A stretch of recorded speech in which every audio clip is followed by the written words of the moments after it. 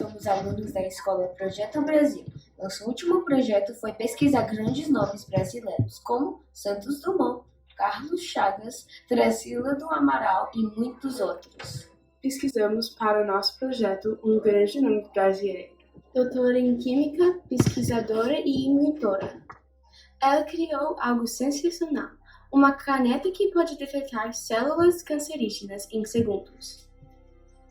Durante uma cirurgia para a remoção de um tumor, a caneta é capaz de detectar células cancerígenas que podem ter ficado para trás. Assim, o cirurgião tem mais chances de remover todo o tumor. Incrível, não é mesmo? Essa grande mulher recebeu vários prêmios, a única professora da Universidade do Texas a receber o MacArthur Genius Fellowship nesse século. Em 2015 foi nomeada 30 Under 30. Em 2017 ganhou o prêmio Marion Milligan Mason Award da American Association for the Advancement of Science. Tivemos o privilégio de conhecer e entrevistar ela. Para nós é uma inspiração. Bem-vindo ao Projeto Brasil. A gente está muito feliz para você estar aqui. Então, a gente estava estudando de grandes nomes brasileiros. E a gente estudou um pouquinho de você e a gente quer saber um pouquinho mais. Tá bom. Por que você decidiu fazer química? Por que eu decidi fazer química? Eu sempre gostei de ciência, de matemática. Eu gostava bastante de biologia também na escola, no ensino médio, né? E daí, quando eu fui fazer faculdade, na verdade, eu pensei em fazer farmácia. Eu até pensei no Brasil tem engenharia de alimentação, de alimentos, engenharia de alimentos. Então, eu tava pensando assim, numa coisa mais, um pouco de química, um pouco de biologia. E o meu pai é químico também. E ele ficou convencendo. E o que ele falou foi que como química, né, fazendo química, você tem a possibilidade de ir em vários tipos diferentes de aplicações de indústrias. Ele falou assim, olha, Lívia, como química, você pode ser farmacêutica. Como química, você pode trabalhar com alimentos, você pode trabalhar na área de petróleo, você pode trabalhar em medicina. Então, o que ele me convenceu foi que, assim, tem química em tudo. Química, né, é o fundamento das moléculas, do que a gente é feito, dos materiais. Então, eu comecei a pensar, acho que é verdade. E acabei, então, fazendo, né, prestando vestibular. No Brasil, a gente presta vestibular para química. Passei e amei. Foi uma escolha boa. Outra. Por que você quis estudar câncer? Boa pergunta também. Quando eu comecei a fazer o meu doutorado aqui nos Estados Unidos, então eu fiz faculdade no Brasil, na Unicamp, que é na cidade de Campinas, em São Paulo. E daí eu tive a oportunidade de fazer um estágio no exterior, e eu fiz, e eu adorei. E daí eu prestei para fazer o PhD fora, que é quando eu mudei para os Estados Unidos, fazer o PhD. E no meu PhD eu estava fazendo o que minha especialização é química analítica, e eu vou te explicar o que é. Química analítica é uma área de química que a gente desenvolve métodos e equipamentos, instrumentação para analisar os compostos químicos. E nessa época, o meu orientador, quando você faz doutorado, PhD, você sempre tem assim, um professor que te orienta. O meu orientador, ele estava interessado na área de medicina. E daí ele me perguntou, o que você acha de você trabalhar nesse projeto que é com câncer? E eu achei super interessante.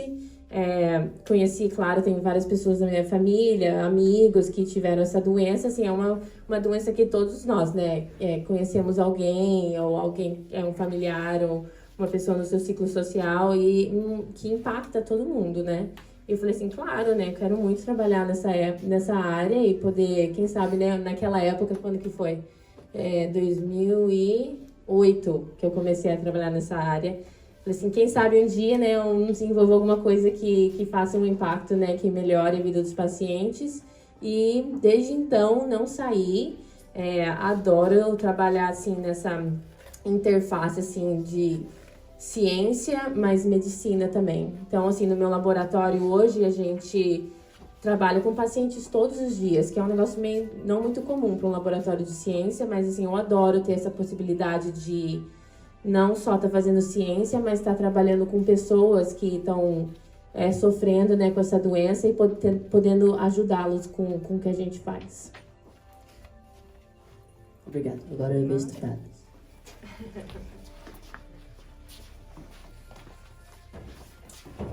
Oi, Tudo bom? Sim. Quantos anos você tem? eu tenho 12. 12 anos? 13 agora. Quantas tentativas você fez para fazer o caneta? Quantas tentativas? Tentativas. Olha, essa é uma outra pergunta. Vocês têm perguntas muito boas. O primeiro design que a gente fez não deu certo. A primeira ideia que a gente desenhou, que eu desenhei, né, na minha mão, assim, no papel, falei assim, vamos fazer assim, assim. Não é que não deu certo, mas não estava funcionando muito bem. E daí a gente teve que voltar, né, pra lousa, pro whiteboard e desenhar de novo, apagar, vou fazer uma lista, a gente modificar essa parte. Então, teve pelo menos umas 2 tentativas que não completamente falharam, mas que não teve não estava, né, do jeito que precisava ser para funcionar assim, com facilidade, e a gente teve que pensar de novo e refazer e começar do zero. Então, assim, mas essa é a parte, né, a parte da pesquisa que assim, de uma forma é um desafio, mas também é bem gratificante. Porque vai ter tempo que aparecem esses desafios e você pode você pensa assim, nossa, não vou desistir, né? Vamos pensar em alternativas, vamos pensar, utilizar tudo que a gente aprendeu para estar vindo com uma ideia um pouquinho diferente. Então, essa aqui é a parte bem legal também da pesquisa. Como a caneta é usada? Tá, eu vou te explicar. A caneta, a gente chama de caneta, mas não é uma caneta, né? Parece uma caneta, mas a função é diferente. A caneta, eu devia ter trazido uma. Ela é de plástico, a gente usa 3D printing para fabricar. E quando você toca num tecido, num corpo, numa parte do tecido, ela tem uma gota de água na pontinha, forma uma gota de água na ponta, e essa gota de água, ela vai interagir com o tecido e remover moléculas que são parte do tecido. E daí essa gota com as moléculas são analisadas e baseado nessas moléculas que tem na água, a gente consegue falar se aquele tecido é normal ou se aquele tecido está com uma doença, por exemplo, com câncer. Então, é uma análise que a gente faz ponto a ponto e cada análise é praticamente uns 10 segundos, então é bem rápido. E a gente está podendo providenciar para os cirurgiões, para os doutores, né, que estão tratando os pacientes, essa possibilidade de estar dando um diagnóstico rápido e bem preciso. Agora é William.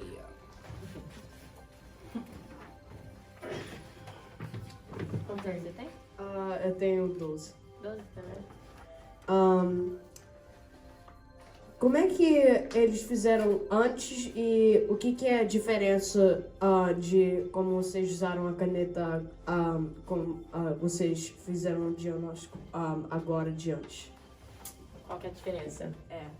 É assim. Eu vou tentar simplificar, tá? A ideia. Você sabe, assim, que quando uma pessoa tem uma doença como câncer, a principal forma de tratamento é cirurgia. Por exemplo, se uma pessoa tem câncer, né, tem um tumor, ela vai ter que fazer uma cirurgia para retirar esse tumor. O problema é que quando esse tumor está sendo retirado do paciente, né, na cama cirúrgica, é muito difícil para o cirurgião saber exatamente onde que o tumor termina e onde tem um tecido normal. Então, vamos pensar no cérebro. Se tem um tumor no cérebro, o cirurgião vai remover o máximo que ela ou ele acha que é o tumor, mas aí você vai chegar nessa região que é tipo assim, uma margem, que não dá para saber com exatidão se ainda tem tumor ou se já é tecido normal.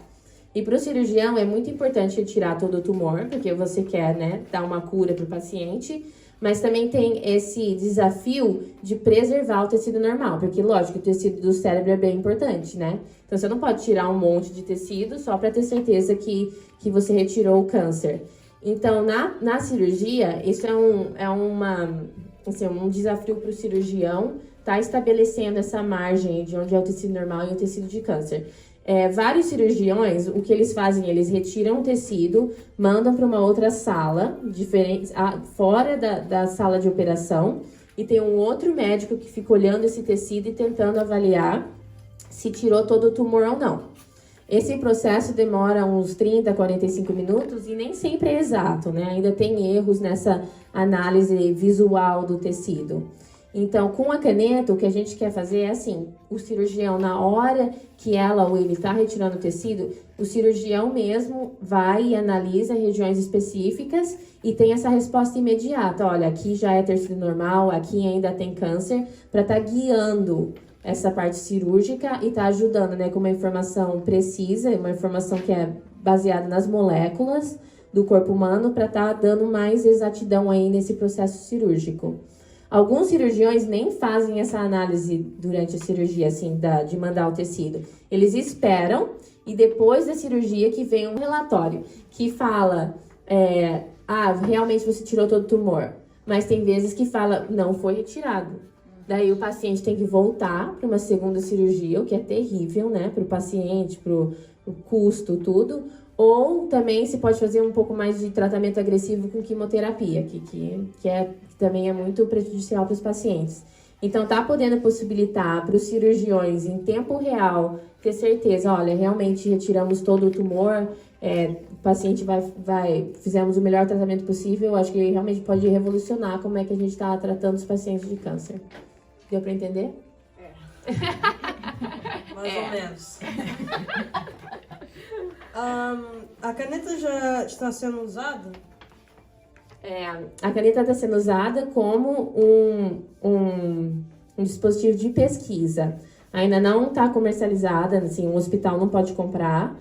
E a gente está tentando comercializar como um produto, mas o principal desafio é a parte de regulatória, assim, que nem se você vai ter um produto novo médico, a gente fala que tem que passar pelo FDA, que é uma agência, né, do governo, que olha todos os produtos novos na área de medicina e fala, olha, tá seguro para você utilizar em paciente ou não. Então tem que ter essa aprovação do governo, que demora uns 3 anos, e tem, assim, bastante validação e teste para ver se é seguro para utilizar em pacientes. Mas, por enquanto, a gente já utilizou em mais de 200 cirurgias, e como um material de pesquisa, a gente vai continuar testando até ter essa aprovação para utilizar como produto comercial. Isso é só mais uma pergunta. Qual ano que vocês fizeram o final desenho do produto?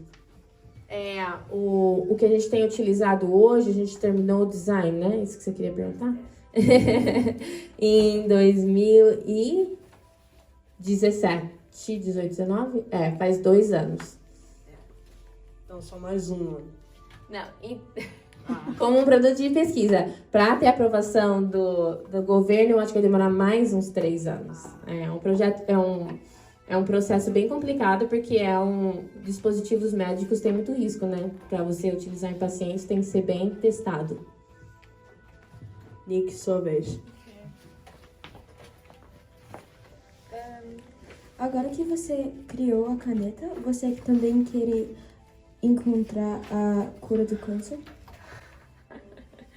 Boa pergunta. A minha área é mais na detecção de câncer. Mas a cura do câncer tem várias pessoas que eu conheço e, assim, é um projeto gigante, né? Muitos pesquisadores trabalhando nessa área. Uma coisa que eu acho que o público às vezes não entende. E quantos anos você tem? 13. Você é muito nova para entender, mas o câncer não é uma doença.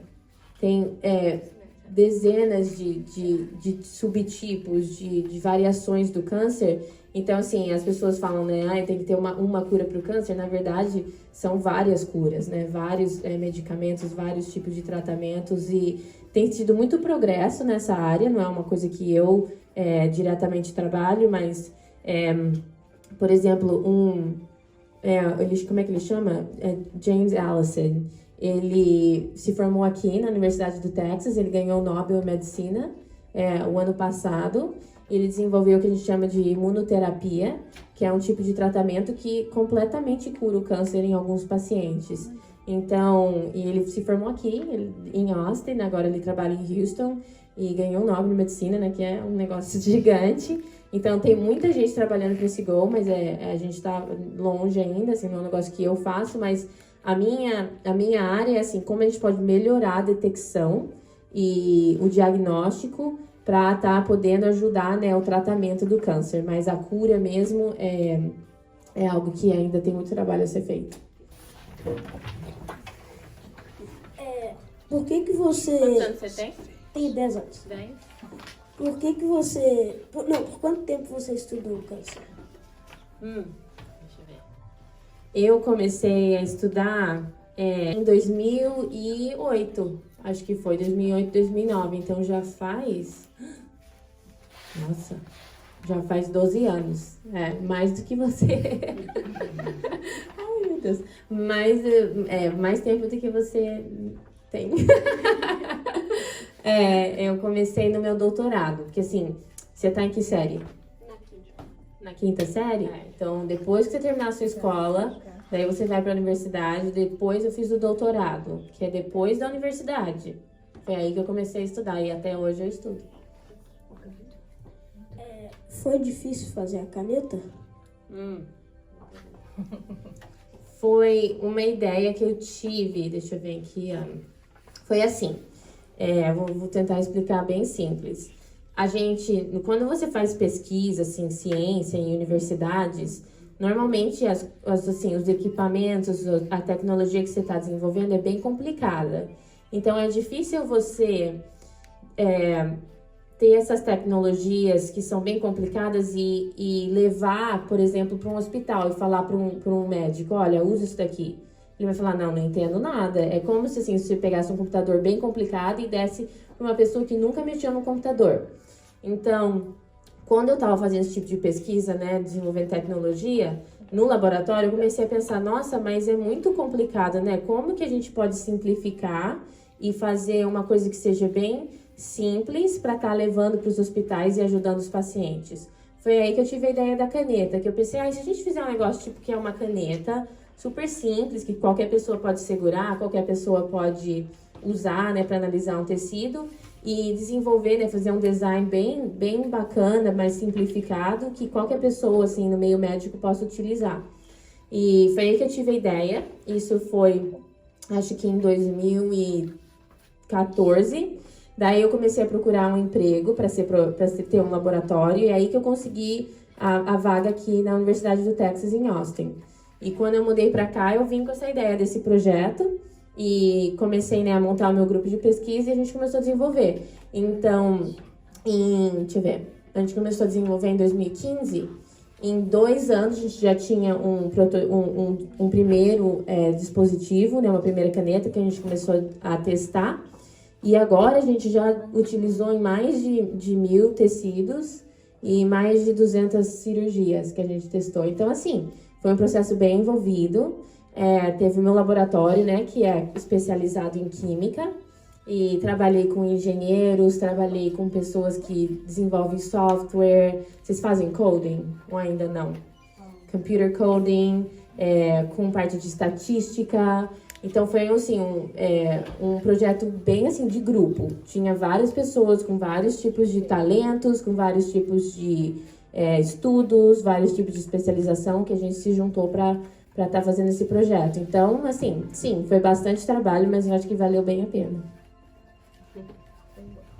A minha mãe, ela falou que ela achou a aula de química mais difícil quando ela estudava. Pra você era difícil também? Era difícil, química é difícil, mas Mas assim, eu gostava, embora seja difícil, e estudei bastante. Então, bastante gente fala isso mesmo, que química é difícil, mas cada um tem os seus próprios talentos, né? Então, se você acha talvez, química é muito difícil para mim, pensa numa outra coisa. Que é um outro tipo de matéria que você gosta. Daí você tenta achar, né, onde que o seu talento se encaixa e fazer o melhor que você puder nessa área. Qual que é a sua matéria que você mais gosta? História. História.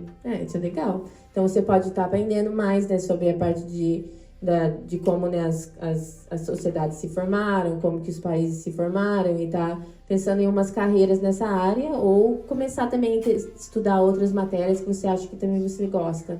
Mas eu adorava química, ainda adoro, agora eu dou aula de química, tenho que gostar, né, para dar aula. E dou aula em inglês, aprendi química em português, agora dou aula em inglês, que é um desafio, mas eu gosto bastante de química, sim.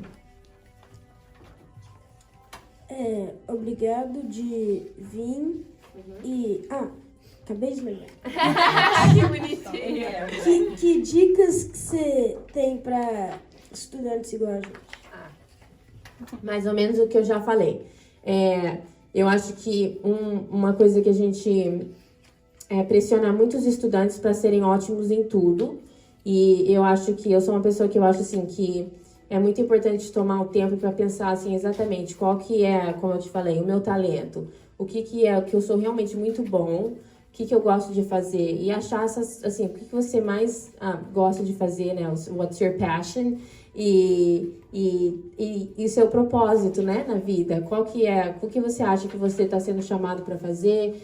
Como que você pode exercer os seus talentos? Como que você pode se esforçar ao máximo para estar sendo para estar contribuindo para a sociedade, que é algo que eu sempre pensei, poxa, eu adoro química, me dou muito bem com ciência, como que eu posso utilizar isso numa forma que traga um benefício para as pessoas também. E daí quando você acha, você ainda está muito novo, como é que se chama mesmo, Thales? Mas quando você perceber, nossa, eu sou muito bom nisso, nossa, como é que eu posso ficar ainda melhor? E daí como que eu posso exercer isso de uma forma que beneficie a sociedade e as pessoas? Daí você vai ver, daí tudo fica mais fácil, porque você tá tão apaixonado, né, tão dedicado, que daí fica bem gostoso de você trabalhar, de você se dedicar, de você ensinar os outros e vira uma coisa assim que pode até ser difícil, mas que você tá sempre assim, sabe, empolgado a se dedicar ainda mais. Então, como eu falei, a minha dica é explore o máximo possível, agora que vocês são estudantes, mas tente assim, identificar algo que você realmente ame fazer, que você tenha um talento e se dedique o máximo possível nessa área. Obrigada. De nada. Se vocês quiserem visitar o meu laboratório, está aberto na Universidade do Texas. Vocês moram por aqui? Vocês já viram o UT, né? Se vocês quiserem vir, aí vocês podem ver a caneta em ação no laboratório. A gente pode combinar. Tem bastante grupos de estudantes que vêm. A gente adora mostrar o que a gente faz lá. E daí, se vocês tiverem mais perguntas, vocês podem perguntar também. E tô adorando que vocês falam português, bem bonitinhos. E que é mais fácil falar inglês, né? Quando cresce aqui. Mas continuem aí, continuem estudando e se dedicando e vai dar tudo certo. Só mais uma coisa, para você motivar eles ainda mais. Não é importante, doutora, falar 2 línguas ou 3? Muito importante, muito importante. É algo que te diferencia, ainda mais o português, que é uma língua que aqui nos Estados Unidos é menos falada, né, do que o espanhol ou algumas outras línguas. Quando você fala línguas diferentes, o seu cérebro tá meio que wired. Como é que fala wired? Tá meio que configurado de uma forma que você consegue entender conceitos de forma mais rápida, você consegue adaptar os seus pensamentos para quando você lê alguma coisa que tem até numa outra língua, né? Que nem outras línguas latinas, você consegue identificar. Então, eu acho que pessoas que falam línguas diferentes já tem o seu cérebro já tá meio que assim flexível, né? Adaptado para aprender ainda mais coisas. Então, eu realmente acho que é ótimo saber várias línguas e continuem estudando Muito obrigada. e se dedicando. Tá bom. Ok. Obrigada. Ai,